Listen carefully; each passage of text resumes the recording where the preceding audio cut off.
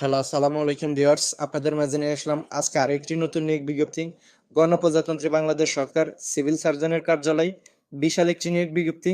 8 pass থেকে স্নাতকের ভিতরে সকলে আবেদন করতে পারবেন, ছেলে এবং মেয়ে উভয়। তো আজকের এই ভিডিওতে আমি আলোচনা করব কোন পদে শিক্ষাগত যোগ্যতা কি কি লাগে, বয়স কত থেকে কত লাগে, আবেদন কত তারিখ থেকে কত তারিখ পর্যন্ত, এইসব নিয়েই বিস্তারিত ভিডিও। ভিডিওটি না টেনে ধৈর্য সহকারে দেখুন। সরকার এবং বেসরকারি চাকরি প্রত্যাশী ভাই বোনেরা আমার জব স্টোরি ভিডিও চ্যানেলটি সাবস্ক্রাইব করে পাশে থাকা বেল আইকনটি বাজিয়ে রাখুন, যাতে করে সবার আগে আমার ভিডিওটি আপনার কাছে পৌঁছে। তো চলুন আমরা মূল ভিডিওতে যাচ্ছি। পদের নাম ড্রাইভার। পদ সংখ্যা 60টি।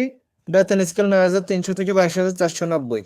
শিক্ষাগত যোগ্যতা কোনো স্বীকৃতি শিক্ষা বোর্ড হতে জুনিয়র স্কুল সার্টিফিকেট বা সমমান পরীক্ষা উত্তীর্ণ বা অষ্টম শ্রেণী পাস হতে হবে, অর্থাৎ আপনি 8 পাশেই আবেদন করতে পারবেন।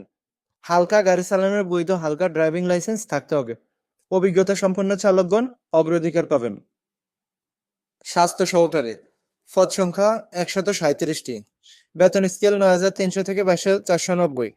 শিক্ষাগত যোগ্যতা কোন স্বীকৃতি শিক্ষা বোর্ড হইতে উচ্চ মাধ্যমিক সার্টিফিকেট বা সমমান পরীক্ষায় উত্তীর্ণ, অর্থাৎ আপনি ইন্টার পাশেই এই পদে আবেদন করতে পারবেন। Store keeper. পদ সংখ্যা 60টি। বেতন স্কেল 9,300 থেকে 22,490। শিক্ষাগত যোগ্যতা কোনো স্বীকৃতি শিক্ষা বোর্ড হতে উচ্চ মাধ্যমিক সার্টিফিকেট বা সমমান পরীক্ষায় উত্তীর্ণ, অর্থাৎ আপনি ইন্টার পাস হতে হবে। স্টোর কিপার পদধারীগণকে সরকারি বিধি অনুযায়ী জামানত প্রদান করতে হবে। পরিসংখ্যানবিদ। পদ সংখ্যা 5টি।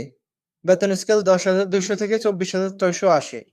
শিক্ষাগত যোগ্যতা কোনো স্বীকৃতি বিশ্ববিদ্যালয় হতে পরিসংখ্যান, গণিত, অর্থনীতি বিষয়ে স্নাতক বা সমমানের ডিগ্রি থাকতে হবে। কম্পিউটার ব্যবহারে দক্ষ ও অভিজ্ঞ থাকতে হবে। 60 মুদ্রাক্ষিক কাম কম্পিউটার অপারেটর। বেতন স্কেল 10,200 থেকে 24,608। পদ সংখ্যা 1টি। শিক্ষাগত যোগ্যতা কোনো স্বীকৃতি বিশ্ববিদ্যালয় হতে স্নাতক বা সমমানের সিজিপিএতে স্নাতক বা সমমানের ডিগ্রি। কম্পিউটার ব্যবহারের দক্ষ ও অভিজ্ঞ থাকতে হবে। 60 লিপিতে প্রতি মিনিটে বাংলায় 45 শব্দ ও ইংরেজি 70 শব্দ। কম্পিউটার টাইপিং এর প্রতি মিনিটে বাংলায় 25 ও ইংরেজি 30 শব্দের গতি থাকতে হবে।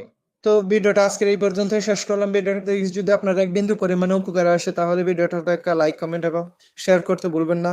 তত ভালো থাকবেন, সুস্থ থাকবেন। আল্লাহ হাফেজ।